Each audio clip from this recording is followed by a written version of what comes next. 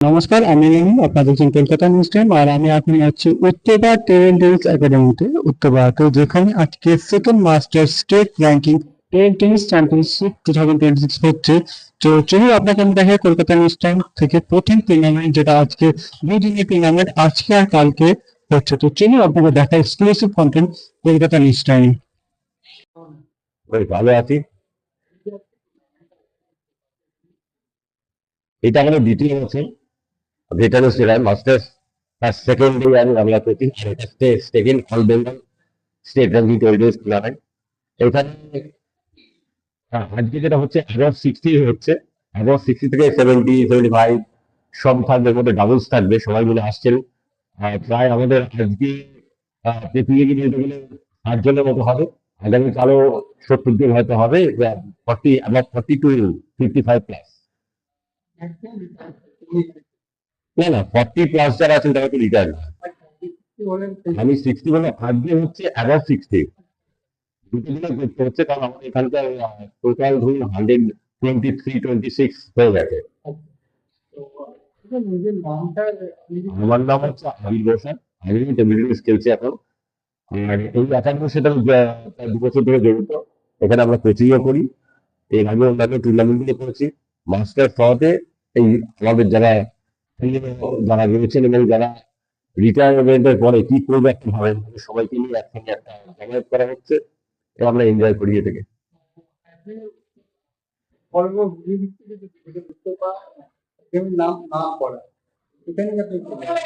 অবশ্যই আমি তো দেখতে পাচ্ছি যে উত্তরবঙ্গ একমাত্র মানে যারা পরপর ভেটারেন্স টুর্নামেন্ট করে যাচ্ছে। গত বছর হয়েছিল, হিলমটন করেছিল, এখনো বলতে তাদের হয়তো সুযোগ আছে, তাদেরও সুযোগ আছে। আর এখানে আমাদের যিনি আছেন মিস্টার এসকে টুটু, যার এই একাডেমি, তার প্রচন্ড উৎসাহ আছে, প্রচন্ড পরিশ্রম এখানে করেন। ভালো ভালো প্লেয়াররা এখানে খেলে, অন্যান্য সময় এখানেই খেলে, আমরা প্র্যাকটিস করি। তো খুব উৎসাহের সঙ্গে এটা চলছে। আমি গাড়ি আছি। আমার নাম হলো প্রেমাঞ্জন চ্যাটার্জি। আমি এসছি কলকাতা থেকে। আর এখানে অনেকেই প্লেয়ার আছেন যারা এসছেন কলকাতা থেকে। তো এটা একটা খুব সুন্দর জায়গা। আর এখানে 4টে টেবিল আছে, খুব সুন্দর এয়ার কন্ডিশনিং আছে। তাহলে এত গরমের মধ্যে খেলতে কোনো অসুবিধা হয় না। এটা তো খুবই ভালো ব্যাপার। আমি দেখছি খুব ভালো quality.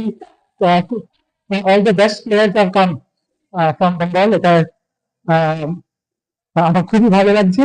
R looking forward to participate.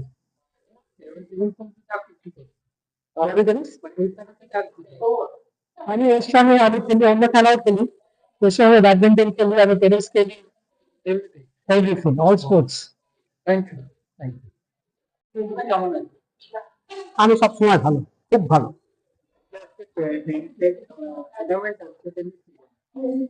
এই টুর্নামেন্টটা আমরা গত বছরও খেলেছি এখানে। এটা খুব সুন্দর পরিবেশ।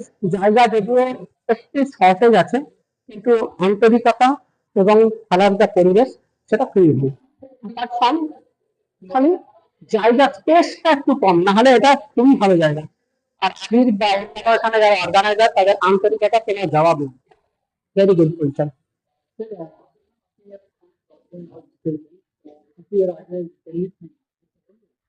আমি ভেটারেন্স খেলছি 2005 সাল থেকে।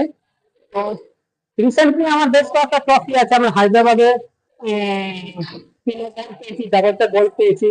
তারপর এই বছর আমরা 3 ডাবলস গ্রুপে রানার্স আপ হয়েছি। এরা ন্যাশনাল লেভেলে কোয়ার্টার ফাইনাল পর্যন্ত খেলেছি। আর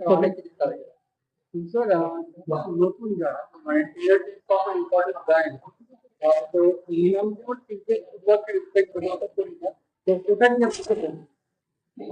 ক্রিকেট নিয়ে কিছু বলার নাই। ক্রিকেটটা ইন্ডিয়াতে এমন একটা ক্রেজ হয়ে গেছে যে ওয়ার্ল্ডের কোথায় ফুটবল কিছু লিমিটেড জায়গায় খেলা আছে। ভারতবর্ষের যা ফুটবলের স্ট্যান্ডার্ড, তাতে ওয়ার্ল্ড লেভেলে 100 জনের মধ্যে 103-এর মধ্যে আসাও খুব কষ্টকর। শুনলে খুব খারাপ লাগে যে ইউরোপিয়ান লিগ থেকে আরম্ভ করে বিভিন্ন বিদেশের যে বড় বড় লিগ গুলো হয়, আমাদের ভারতবর্ষ থেকে একটা প্লেয়ারও কখনো খেলতে পারে না। এটা আমাদের কাছে খুব দুঃখের ব্যাপার। অথচ দেখা যায় যে পেপার বা মিডিয়া হাইট খালি ওখানেই থাকে। অথচ টেবিল টেনিস এখন মানে অস্বাভাবিক রকম উন্নত জায়গায় এসছে ইন্ডিয়াতে, ওয়ার্ল্ড লেভেলের টপ লেভেল প্লেয়ার গুলোকে হারাচ্ছে। সেটা আমাদের কাছে বিশাল ব্যাপার। এটা খুব রিসেন্ট 10 বছরের মধ্যে টেবিল টেনিস নর্মালি ডেভেলপ করেছে ইন্ডিয়াতে। কিন্তু হচ্ছে ব্যাপার, এখানে কোনো মিডিয়া হাইট নেই, মিডিয়া হাইট নেই, যার জন্য মোটামুটি table tennis most difficult game in world now. অন্যান্য সব খেলাতে পাওয়ার আছে, কোনোটাতে অনেক বেশি, কোনোটাতে ইন্টেলিজেন্স লাগে। আর টেবিল টেনিস শুধু পাওয়ার দিয়েও হবে না, শুধু ইন্টেলিজেন্স দিয়েও হবে না, এখানে অনেক কিছু অ্যাডিশনাল লাগছে। কারণ এখানে রাবার প্লে করে, যেটা অন্য কোনো ব্যাট গেমে রাবার প্লে করে না, এখানে রাবার প্লে করে। এবং আলটিমেটলি দেখা যাচ্ছে যে আমাদের এই রাবার প্লেটা ওয়ার্ল্ডের টপ লেভেল প্লেয়ার গুলো ঠিকমতো অ্যাডজাস্ট করতে পারে না, ভেরি ডিফিকাল্ট। মানে এটা আমাদের অভিষেক মুখার্জি, তারপরে সুতোষা মুখার্জি, ইন্ডিয়ার এখন অনেক কটা প্লেয়ার টপ লেভেল প্লেয়ার গুলোকে ওয়ার্ল্ড লেভেলে হারাচ্ছে। ওদের একটা রাবার অ্যাডভান্টেজ আমরা পাচ্ছে। কিন্তু মজার ব্যাপার হচ্ছে যে এত ওয়ার্ল্ডের টপ লেভেল প্লেয়ার, চাইনা থেকে আরম্ভ করে, চাইনার 1 নম্বর 2 নম্বর প্লেয়ার ইন্ডিয়ার প্লেয়ারের কাছে হারছে ওয়ার্ল্ড চ্যাম্পিয়নশিপে। মানে এগুলো কোন লেভেলে গেছে ইন্ডিয়া, এটা ভাবা যায় না।